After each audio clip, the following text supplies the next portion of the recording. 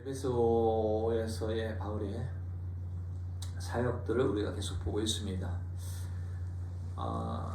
바울이 유대인들에게 먼저 다가가는 것, 회당에서 복음을 전하는 것이 늘 바울의 관습처럼 되어 있습니다. 그래서 회당에 들어가서 바울이 석 달 동안 먼저 에베소에 가서 회당에서 석 달 동안 설교를 토론하고 논쟁하고 사람들을 설득하면서 하나님 나라에 대해서 이야기했습니다. 예수 그리스도의 복음을 전하며 하나님 나라를 이야기했죠. 자, 그러니까 9절에 보니까 항상 반응은 두 가지로 나타나거든요. 자, 어떤 사람들은 마음이 굳어 순종하지 않고 또 무리 앞에서 이 도를 비방하거늘 해서 비방하는 사람들.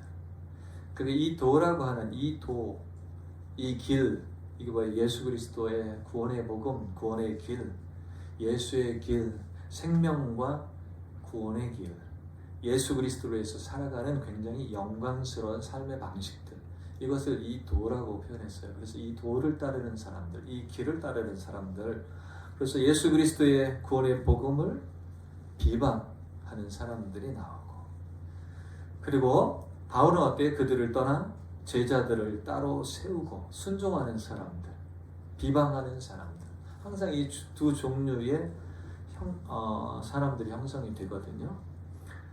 그래서 제자들을 따로 세우고 그들을 떠나 제자들을 따로 세우고 두란노 서원에서 날마다 강론하니.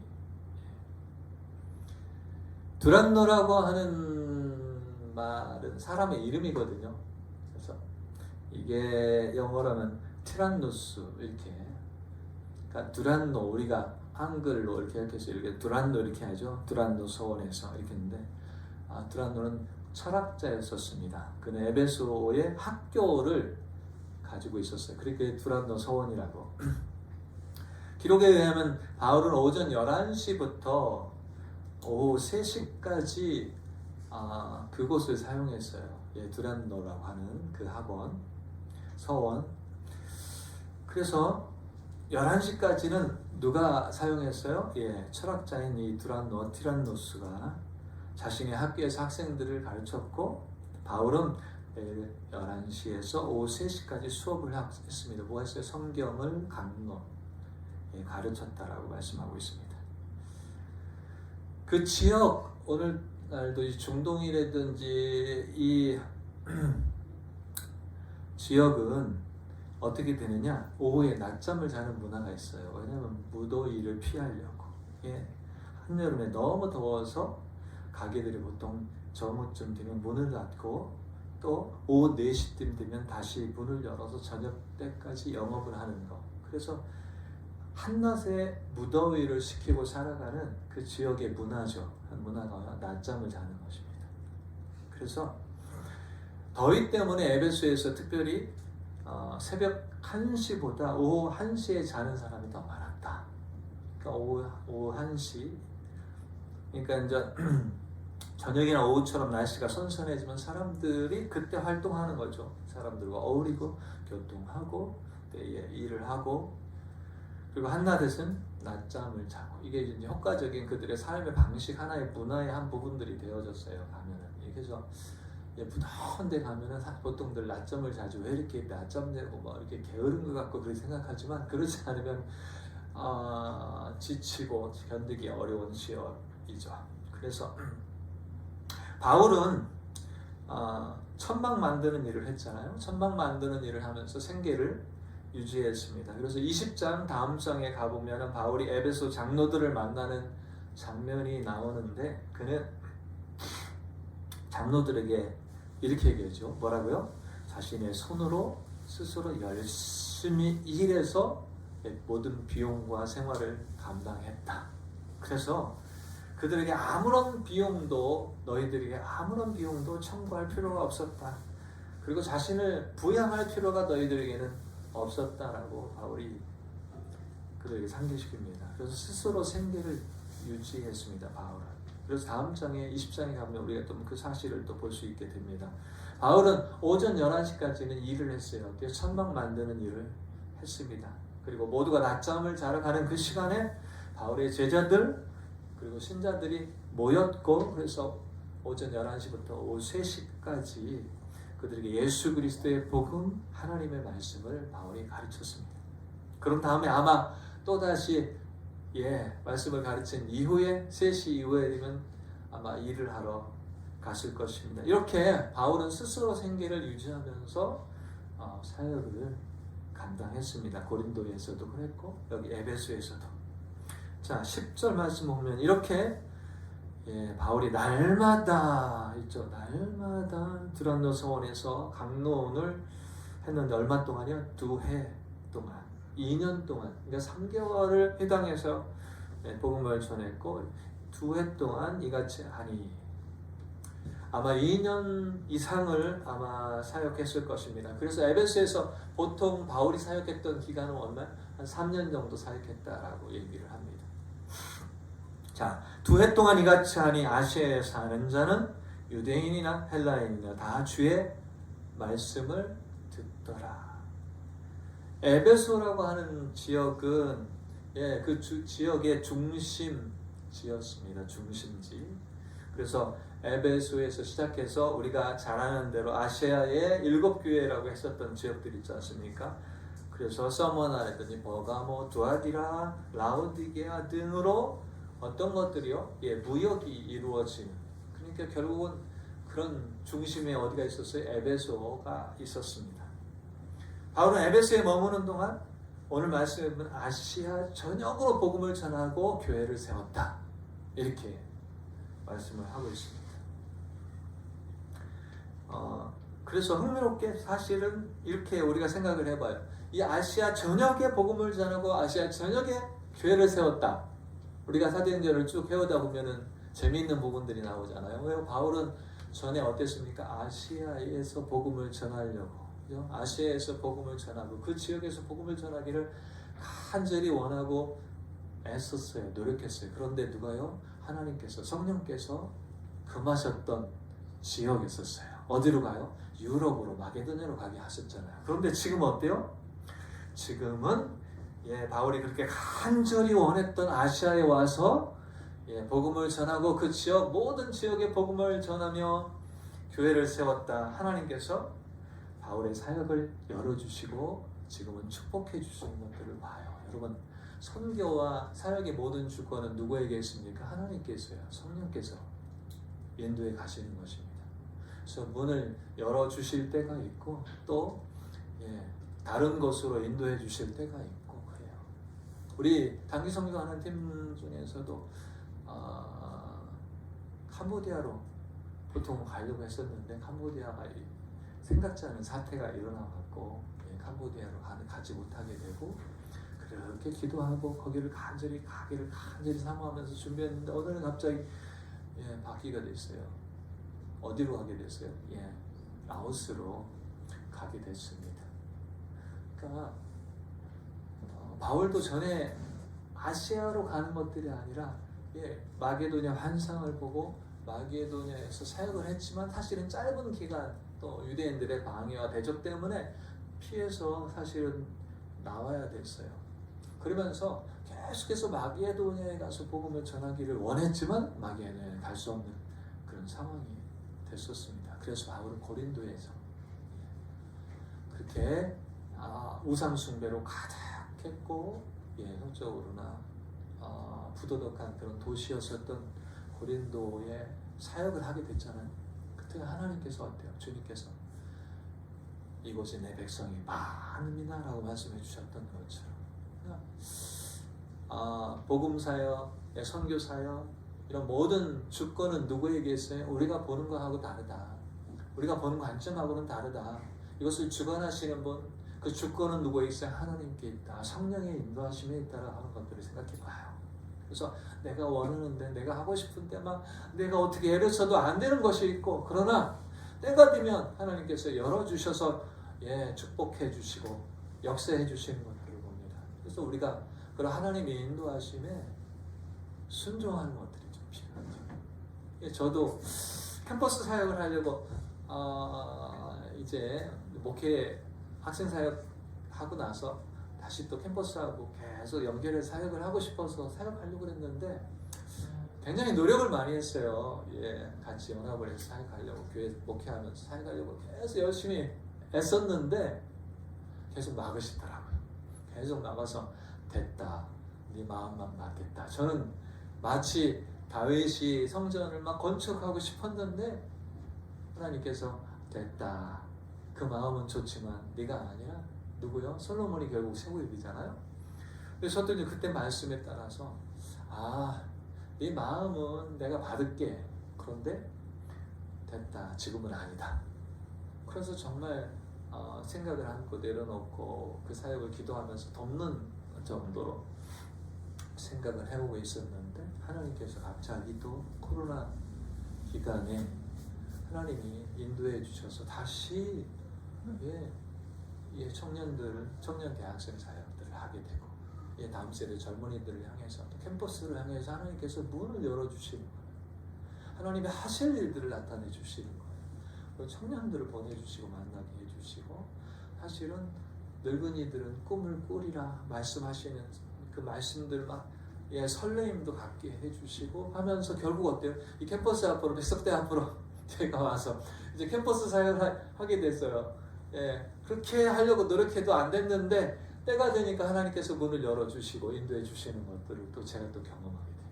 그 주권은 누구에게 있을까? 하나님에게 있습니다. 성령의 인도하심이 있어요. 그래서 부르셨으니까 우리는 그 사명을 어때요? 열심히 감당해야 되겠다, 이런 생각들을 합니다. 이 복음이 계속해서 히에라볼리를 비롯해서 아시아 전역으로 다 전파됐습니다. 그래서 2년 동안 아시아에 머무는 동안 그곳에 사는 모든 사람들에게 복음을 전했다, 그들이 주의 말씀을 들었다라고 기록하고 있습니다. 그래서 뒷부분으로 조금 가보면 24절에 가보면은 그 에베소에서 막 이 복음으로 인한 영향력이 나타나요. 어떻게요? 그래서 그 아데미 여신을 이렇게 숭배하는데 은세 공업자 데메드리오라고 하는 사람이 주변 사람들을 선동하면서 이 바울이 어때요? 손으로 만든 신은 신이 아니다 라고 하면서 손으로 만든 것이 아닌 신을 믿도록 설득하고 있다 라고 하면서 우리가 은으로 작은 신상과 이런 여신상 등을 만드는 생업을 통해 풍족한 생활을 하고 왔는데 이제 어때요? 바울 때문에 우리의 장사가 망하게 됐다, 지금 위태롭게 됐다 하면서 그 업종에 있는 사장들과 직원들을 선동하는 장면이 뒷부분에 나오거든요. 그만큼 아시아 그 지역의 복음을 계속 전하게 되니까 이런 일들이 막 일어나요. 바울 우리들도 할 수 있어. 교회 아니면 어디 때문에 우리가 이렇게 됐다 하면서 계속해서 모든 일이 잘 되는 게 아니라 하나님의 나라가 확장이 되면 반대편에 되어지는 세력은 어때요? 그것 때문에 계속해서 사단은 어때요? 방어하고 대적하고 견고한 진으로 막으려고 그런데 아니에요. 뒷부분에 하는 놀라운 하나님의 역사가 아무도 막을 수가 없어요. 음부의 권세가 이기지 못하리라 한 것처럼 역사하시는 것들을 봅니다. 그렇게 하나님의 말씀과 복음이 아시아에 있는 모든 사람들에게 퍼져나갔습니다. 여러분, 예수님이 뭐라고 말씀했습니까? 사도행전 1장 8절에 사도행전에 오직 성령이 임하면 너희가 권능을 받고 예루살렘과 온 유대와 사마리아 땅 끝까지 이르러 내 증인이 되리라, 이렇게 말씀했습니다. 그래서 제자들은 예루살렘부터 시작해서 예수님의 복음을 전하면서 예루살렘 도시를 가득 복음으로 채웠었어요, 처음에. 그렇죠? 그러나 박해를 받으면서 이 복음이 어디에? 유대 지역으로 흩어졌고, 빌립이 어디에? 사마리아로 갔고, 바울은 유럽으로 갔고, 여러분 예수님의 제자도 더 많은 인도로 갔고, 이렇게 제자들이 온 세상으로 복음을 전파하기 시작했습니다. 주께서 말씀하신 것처럼. 골로새서를 쓸 때 바울은 골로새서에 이런 말씀하고 있습니다. 복음의 말씀이 너희에게 온 것처럼 온 세상에 이르렀도다, 이렇게 골로새서 말씀을 말씀하고 있습니다. 마치 바이러스처럼 복음이 막 스프레드하게 퍼져나가게 시작했습니다. 이것이 바로 교회가 전파하는 방식입니다. 복음의 메시지가 전 세계에 퍼져나가도록 복음이 닿는 곳마다 그곳이 어때? 베이스 캠프가 되는 거야. 마치 안디옥 교회가 이방 선교의 베이스 캠프였었던 것처럼 그것이 어때요? 복음이 닿는 그곳이 베이스 캠프가 되는 겁니다. 세계 선교의 중심지가 되는 것이. 그곳이 예루살렘이 되는 것이에요. 우리는 여기가 예루살렘입니다. 여기서부터 시작하는 것이에요. 어디로? 온 유대 지역으로. 이 천안이라고 하는 땅, 주변의 캠퍼스, 아니면 어쨌든 더 나아가서 온 유대, 이 대한민국이라고 하는데, 더 나아가서는 사마리아와 그리고 땅끝까지 이르러 내 증인이 되는 것처럼 이곳이 어때요? 그래서 복음은 유대, 사마리아 땅끝까지 각 교회가 예루살렘이 되어서 유대와 사마리아 땅끝까지 복음을 전파하기 시작하게 된 것입니다. 그래서 교회는 그렇게 성장했습니다. 한 세대 만에 전 세계에 복음을 전할 수 있게 된 것이에요.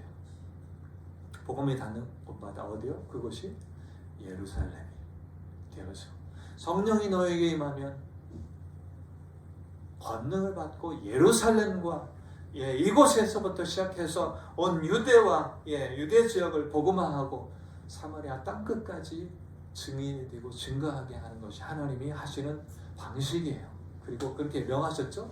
그래서 우리는 사도행전을 통해서 그렇게 쭉 이어져 왔던 것들을 보게 되는 것입니다. 바울은 에베소에 있었어요. 근데 이 복음은 에베소에서부터 시작해서 어디로 갑니까? 라우디게와 바가모, 서머나레도니, 두아디라, 그 다음에 히에라볼리, 그리고 그 주변 아시아 지역으로 다 퍼졌어요. 그래서 아시아에 있는 사람들이 다 하나님의 말씀을 들었다라고 성경은 말씀하고 있습니다. 그리고 유대 전체 지역으로 이렇게 전파되기 시작한 것입니다. 그리고 온 아시아 지역, 유대인과 그리고 모든 헬라인, 모든 이방인들이 주 예수의 말씀을 듣게 됐다. 이것이 주께서 우리에게 말씀해 주시는 것입니다.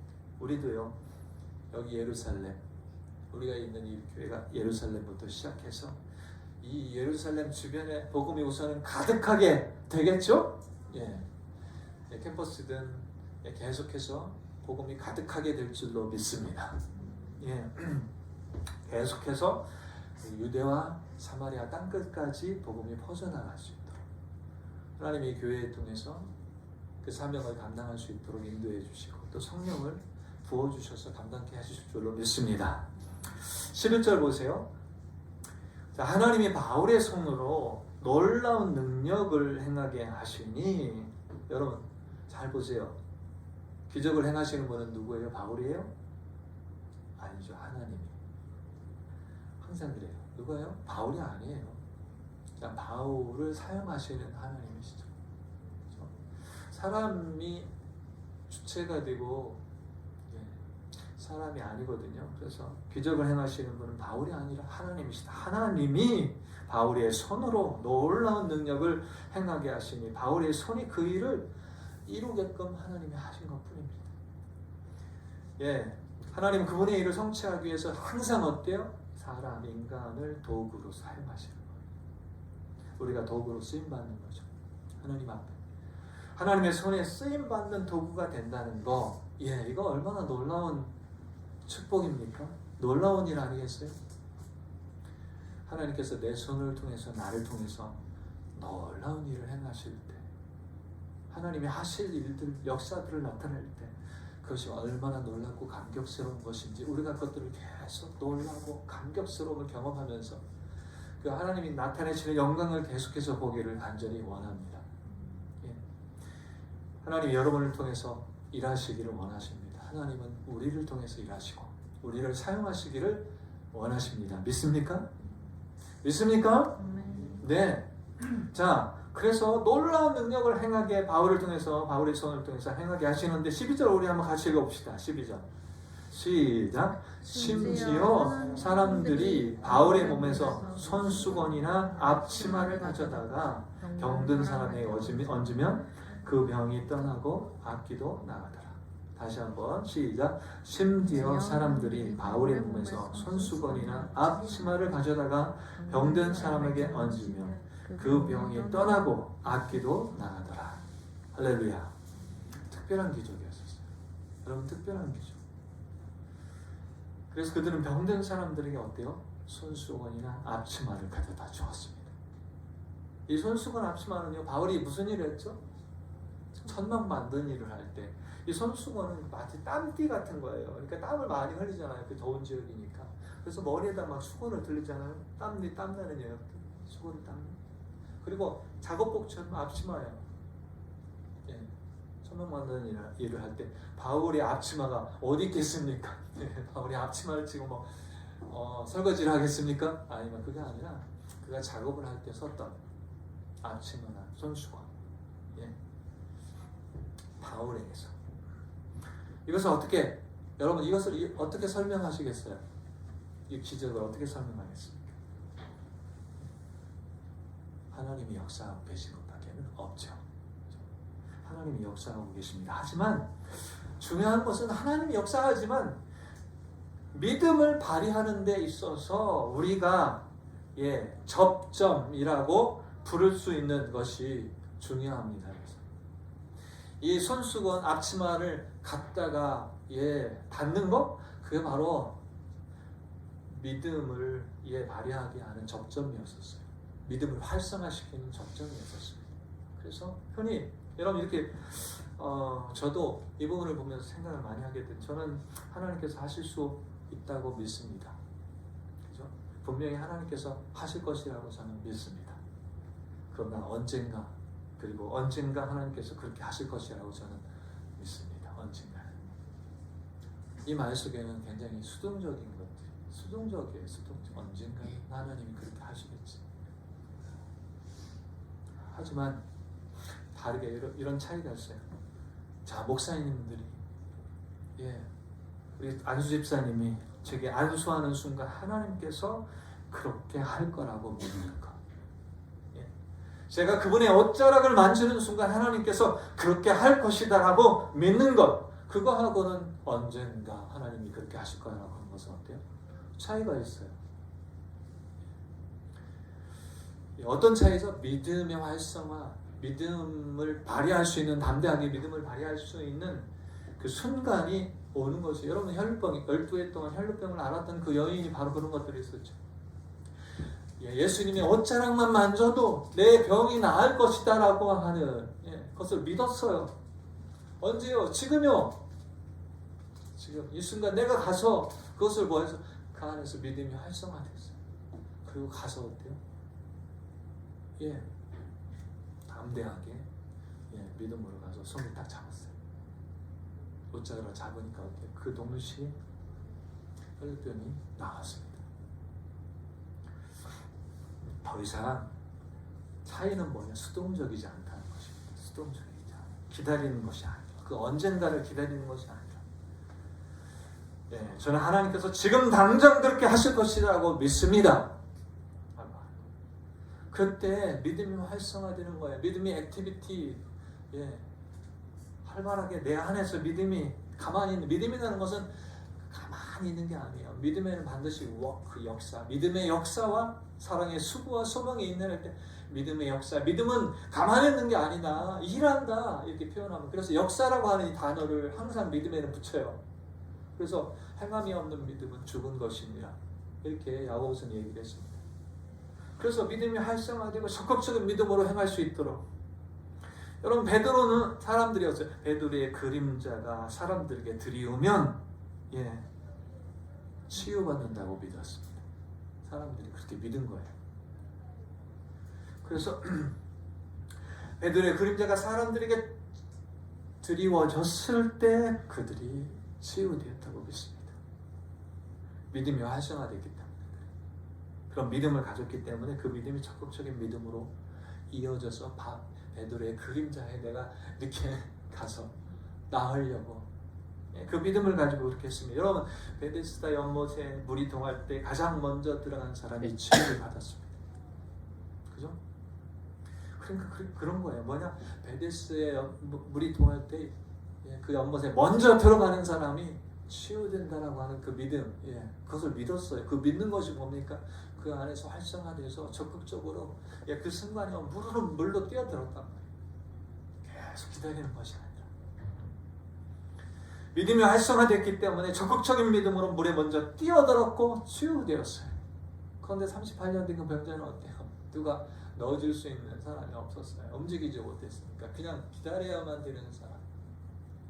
기다려야만 되는 사람. 그는 스스로 뛰어들 수 없는 사람.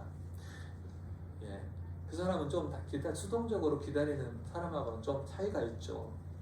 예, 그는 들어갈 수가 없었는데 아무도 도와주지 않았으니까. 예, 문둥병 걸린 사람을 친구들이 막 침상째 메고 와서 이렇게 도와줄 수 있는 사람들이 없었어. 그때 예수님이 국률의 연못이라고 하는 그 베데스다라고 하는 곳에서 그 38년 된 병자, 아무도 도울 수 없는 병자에게 긍휼을 베풀어 주는 거예요. 그래서 38년 된 병자가 예수님을 만나서 치유받게 되죠.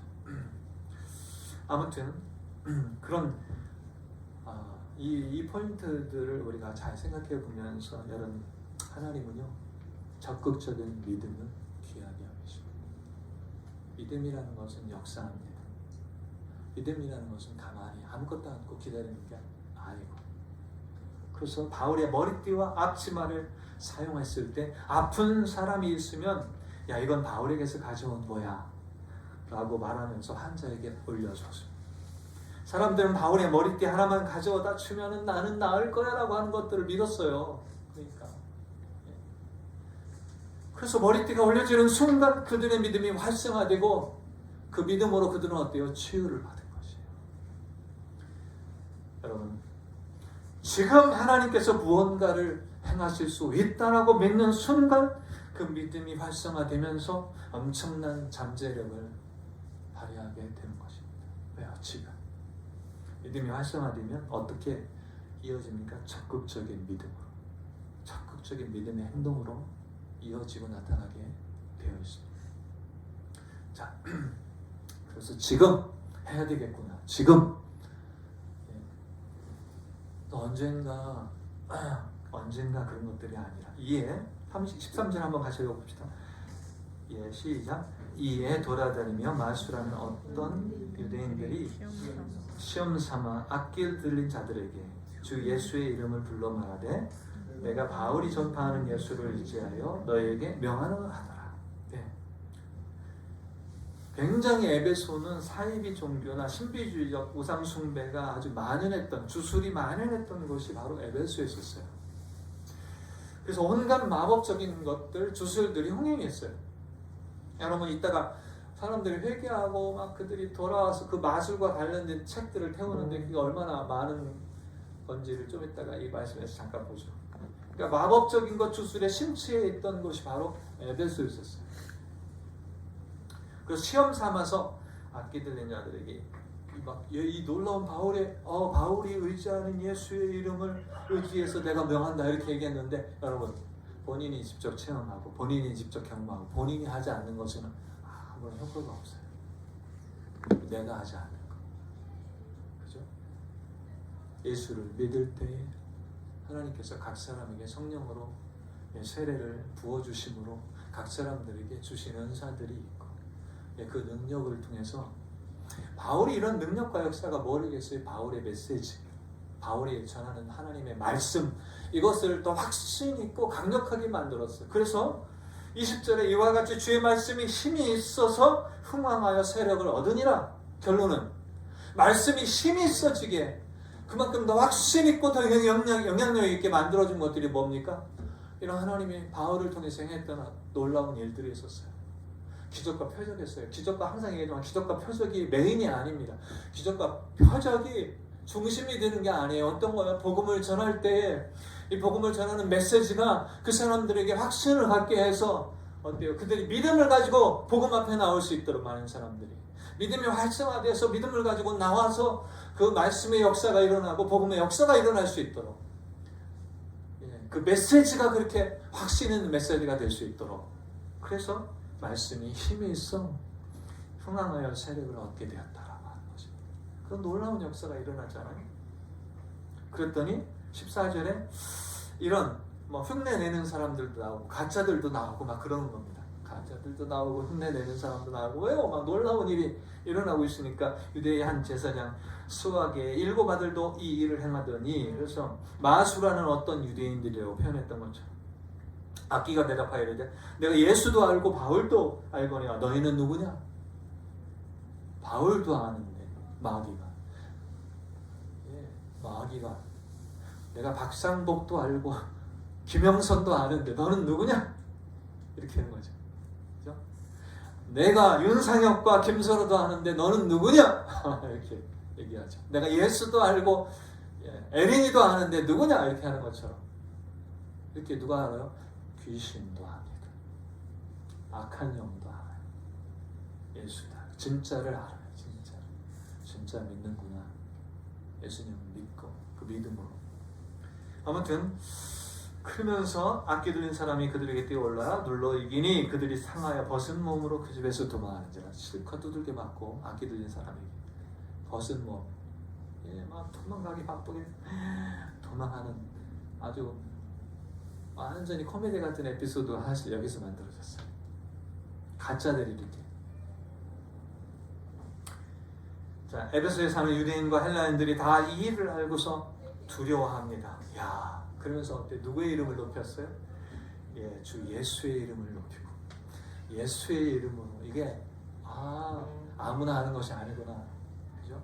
예수를 믿는 사람들 어디 예수의 이름으로 예수 믿는 이 믿음이 그렇게 행하는 것이구나.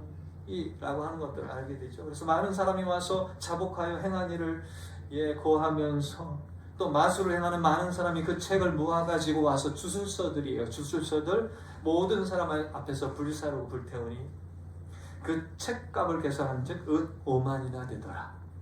여러분 이 은 5만이 얼마만큼이냐? 이 은전은 드라크마입니다. 드라크마 은동전. 드라크마인데 이 드라크마는 하나는 노동자 품삯과 같아요. 그래서 노동자 하루 품삯으로 계산하면 은 5만은 50억에서 지금 계산은 70억입니다. 여러분 그 주술서 책들이 그렇다는 거예요. 그런데 은시세, 오늘날의 은시세로 따져보면은 그래도 어때요? 3억에서 4억 정도 됩니다. 이게 작은 거예요? 아니죠.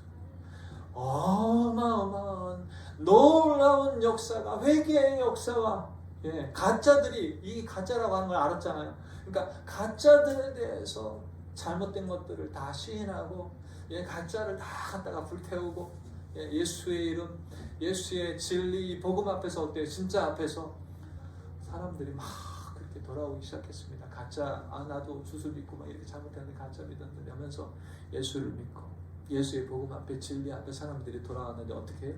그 전에 있던 것들을 다 불살라, 가짜들을 불살랐습니다. 그것이 어마무시하고 막 산더미처럼 막 땅에 쌓였을 것 같아요. 그걸 다 불살라 버렸습니다. 이와 같이 이런 놀라운 역사가. 자, 마지막 20절 같이 읽읍시다. 시작. 이와 같이 주의 말씀이 힘이 있어 흥왕하여 세력을 얻으니라. 그냥 내가 목소리를 높이고 막 소리를 외친다고 해서 힘이 있어지는 게 아니고 하나님이 역사하실 때, 성령이 역사하실 때, 그렇죠? 성령의 나타남과 능력으로. 주님은 얘기했거든요. 오직 성령이 너에게 임하면 너희가 권능을 받고 그래서 예루살렘과 온 유대와 사마리아 땅 끝까지 이르러 내 증인이 되리라. 이 진리와 복음을 증거하고 증언하고 어디까지 땅 끝까지 하나님의 나라가 이루어지고 회복될 수 있도록 증인으로 살 수 있도록 복음 전함으로 살 수 있도록 성령이 임하시는 거거든요. 성령의 능력의 역사가 나타나는 것이거든요. 그냥 우리 좋으라고 우리 잘 살라고 우리 세상에 성공하라고 성령 충만 성령이 임하는 게 아니고요. 예수의 증인이 되고 복음의 증인이 되고 예수를 위해서 생명과 구원을 위해서 그렇게 살아갈 수 있도록 살 때에 믿는 자들에게 놀라운 표적들도 나타나는 것이고 그 기적과 표적, 그 사람이 그 놀라운 기적과 표적을 행했고 나면서 사람의 주목을 받고 영광을 받게 하는 기적과 표적이 메인이 되는 게 아니라 우리가 전하는 복음이 예수의 복음이 생명의 복음이 진짜라고 메시지가 진짜라고 확신시켜주는 확증해주는 그렇게 말씀이 힘이 있어지게 되는 놀라운 역사가 일어나는 것입니다. 하나님께서 저와 여러분들에게도, 우리 사랑의 교회 공동체에도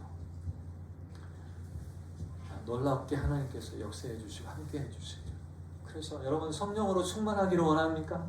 우리에게 성령의 기름 부으심을 통해서 왜요? 무엇을 하려고요? 어떻게 살려고요? 하나님이 기뻐하시는 그 뜻. 그렇죠?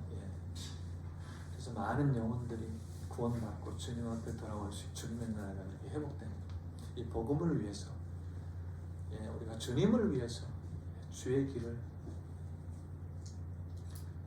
갈 수 있도록 성령으로 우리가 충만하게 기름 부으심이 있기를 간절히 소망합니다. 우리가 전하는 말씀과 복음이 힘이 있어서 흥황하여지고 막 영향력이 있어지고 세력을 얻게 되는 놀라운 역사가 저와 여러분들에게 있기를 간절히 축원합니다.